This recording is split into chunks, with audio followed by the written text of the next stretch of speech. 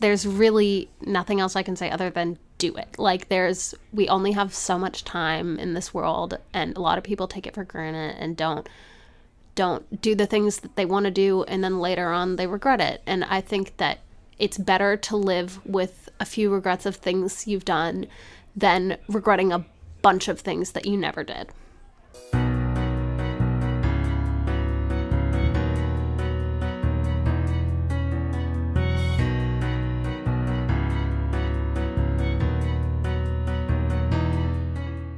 From New Road School in Santa Monica, California, this is Village Voices. Intergenerational conversations that cultivate an expanding curiosity about the world and its people. This is episode 10, Risk Taking.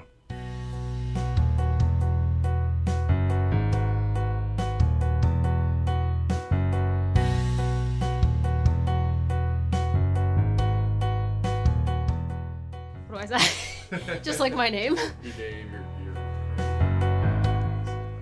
Oh, Lord. All right.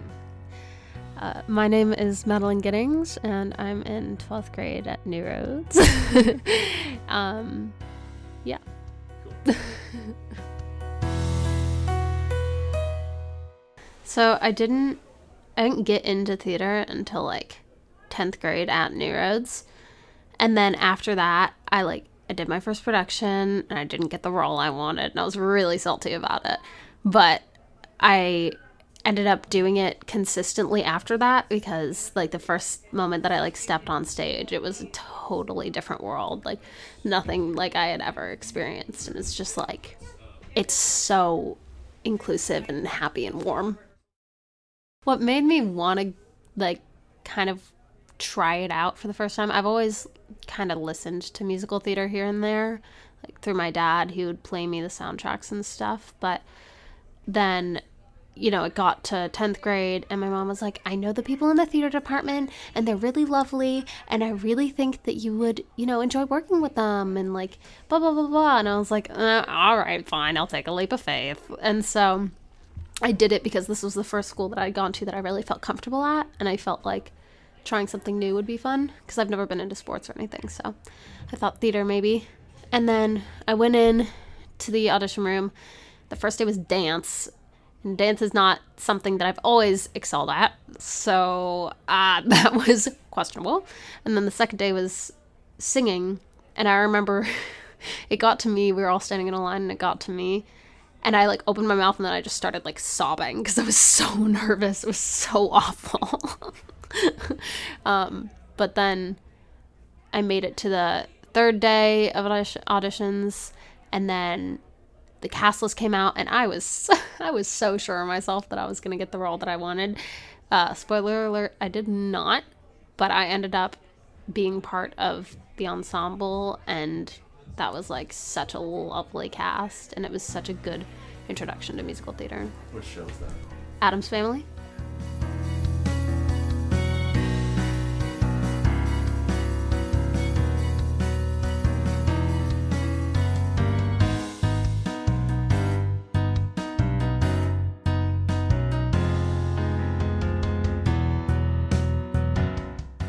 The next year at the musical, I remember going into it with the mindset of, I know everyone says it, but there aren't any small roles, just small actors. And I know that's said a lot, but it's so true, because an ensemble member can stand out more than the lead if the ensemble member is in it and feeling it. And so I went into last year's musical, which was Urinetown, with a totally different mindset about it. Not I have to get the lead or else I'm quitting this show. I went in wanting to be part of the community and just wanting to connect with the other people. I did, outside of school, I did Spring Awakening at a community theater, and that's been one of my favorite shows for a while. And I went in and I auditioned with a bunch of other people that I didn't know, and I got the lead role, and I was really happy, and I loved that production so much.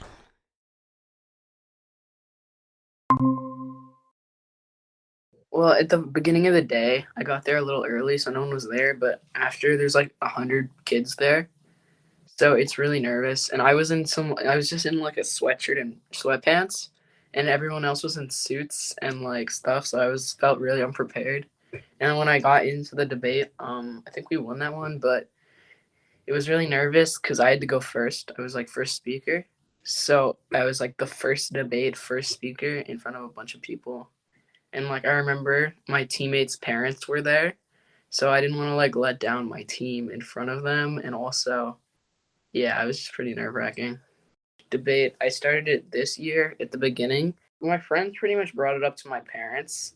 And like they would come over and be like, "Yeah, if you do this debate, it's really good for your future. It teaches you to do stuff for many careers." And my friends was like, "Wow, that's such a good idea." And they're like, when I was choosing my electives last summer, they were like, "Wow, you should put this at the top of your list." And I was like, "No." And then it kind of just ended up I had to put it up there. And yeah, I'm pretty happy that I did it. It's a definitely good elective. It's probably my favorite one. So yeah. But the first debate, I spent like a while doing the cases, but I pretty much, yeah. So, and then the teacher gives you like these class cases that you can use for your speeches. And pretty much my first debate, the topics were should we continue to fund Ukraine? And does hate speech, should hate speech be protected under the First Amendment? And I thought, like, those are like really daunting. And they were like pretty scary. And all these teams, it was like the first debate of the year, and all these teams like knew how to do it.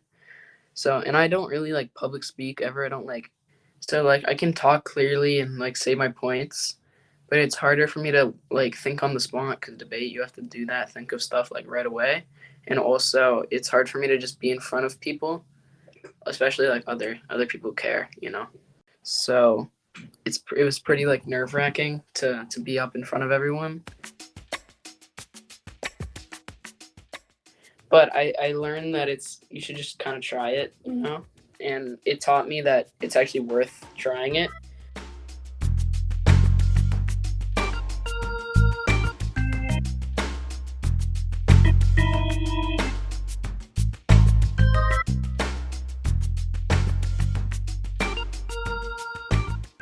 Hi, I'm Jill Glenn. I am the 7th grade history teacher at New Roads Middle School.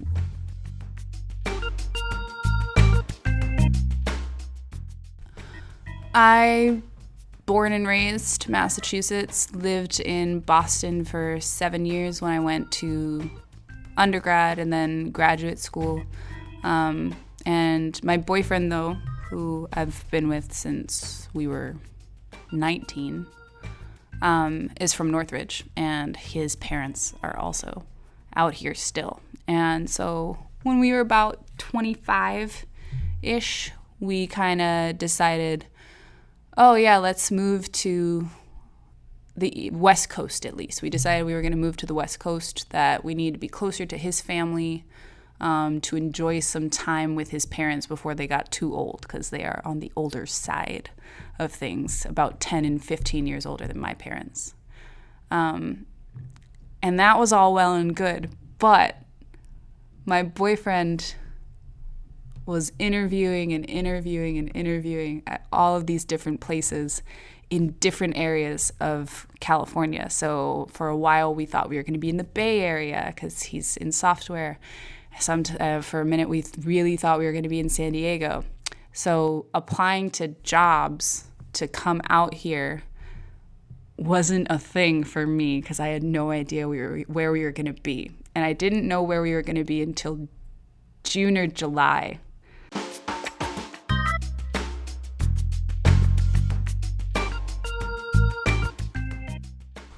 Applying for teaching jobs generally happens in like February. So I was a little late to the game. So when we decided to move and we finally figured out we were going to be in LA, I was jumping into a move, leaving a job I loved at a school I loved, Wellesley High School, shout out. My friends, my family. I don't have any family out here. The closest family I have is 3 hours away in San Diego. It's my cousin. And just no job, no apartment, had to live in his parents' house for 6 weeks, which is about 6 weeks too long. I didn't have any money saved. I had a little bit, like I had maybe $1,000. I really didn't have enough saved up for that, 25 again. But we moved out here, made it work. I got a job waitressing, I got a job subbing, and moving to an entirely new place where you have absolutely no friends and then a pandemic starts 4 months later can really put a damper on making friends or getting a good job. So honestly, pretty hard for the first couple years, but now I can't imagine leaving.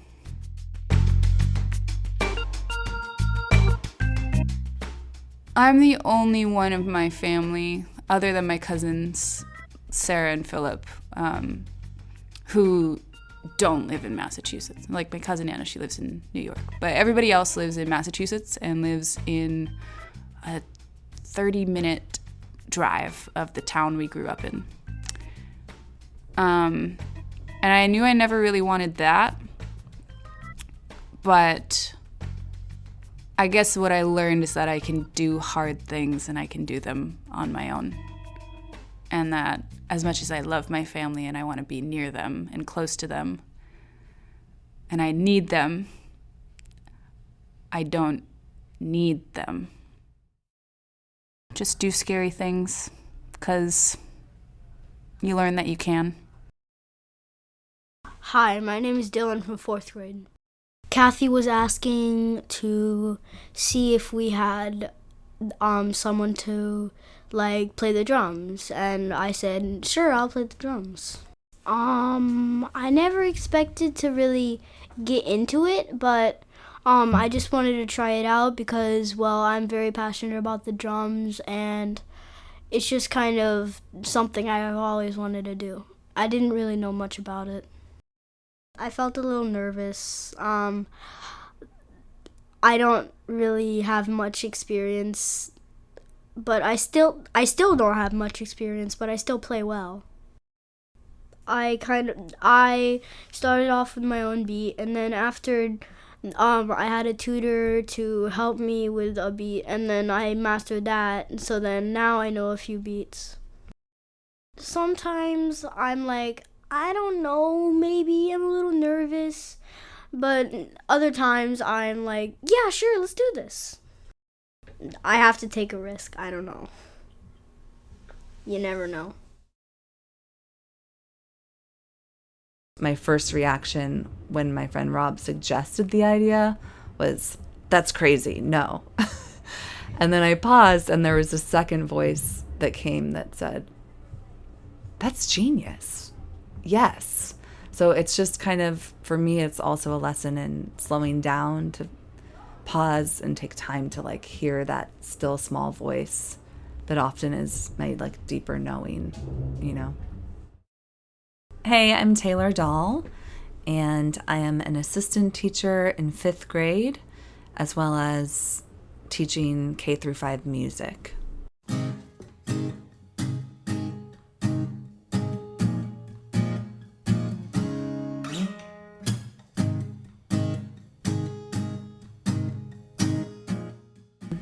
I love the topic, and specifically in regards to music, it made me think about a time during the pandemic when I was doing a lot of songwriting, because that was just how I process feelings and views of the world. So I had written a bunch of songs, and everywhere was kind of, the studio that I recorded at in LA wasn't available because everything was shut down for the lockdown. And I called a friend who had moved to Medellin, Colombia, and said, I have all this stuff. I want to be recording. We can't perform right now. No venues are open. And I have all this material. And he said, why don't you just fly to Colombia and record your album in 10 days? Because he had a music studio in Medellin. And my first thought was, that's crazy. My second thought was, or genius. And I wasn't sure which. So it was an opportunity to kind of sit with that and think about, oh my goodness, what kind of that could be amazing, actually, because I thought about the genre of music and some of the songs that I had written, and this one song, Woman on the Run, that had kind of like a Latin feel.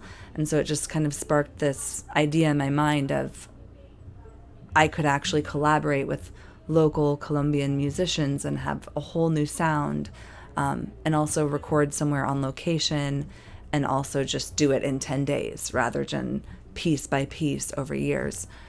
So I sat with it and felt called that I had to do it, and I wasn't sure how. So I did some fundraising and was able to make it happen, and had that experience and flew out to Medellin in 2021 over Thanksgiving break. And just, that was what I did for Thanksgiving break. Recorded 6 songs, and we were in a tiny house in San Felix, Colombia.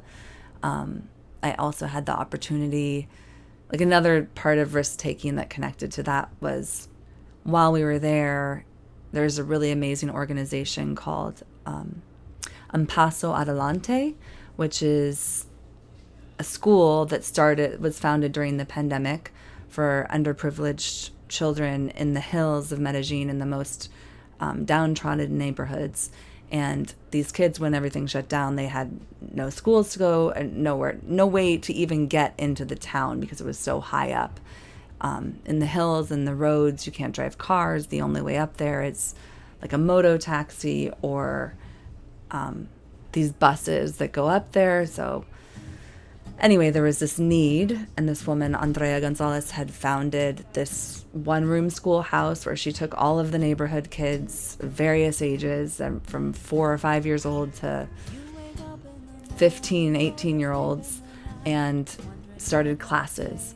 And so my friend Rob knew about this organization, and I connected some of the campaign to giving back to the organization, and I had a desire to go teach a music class while I was there. So I was able to get up there on a rainy day on a moto taxi, of all things, with a guitar on my back. But it ended up being this amazing experience to share with these kids in this classroom. Very, very different than here at New Roads, but also I could see the similarities, and I could see their interests and their passions and their inspirations, and it was just really powerful to have that experience.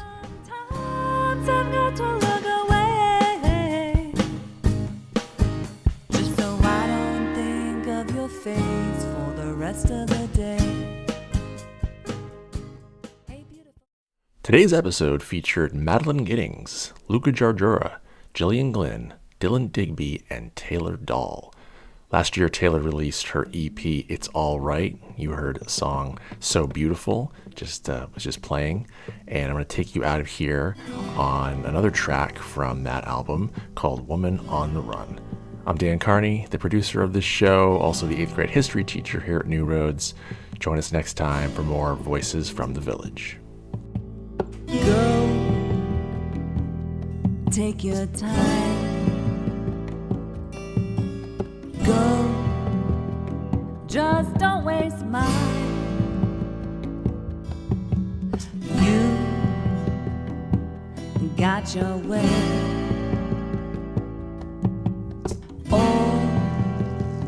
All I have to say.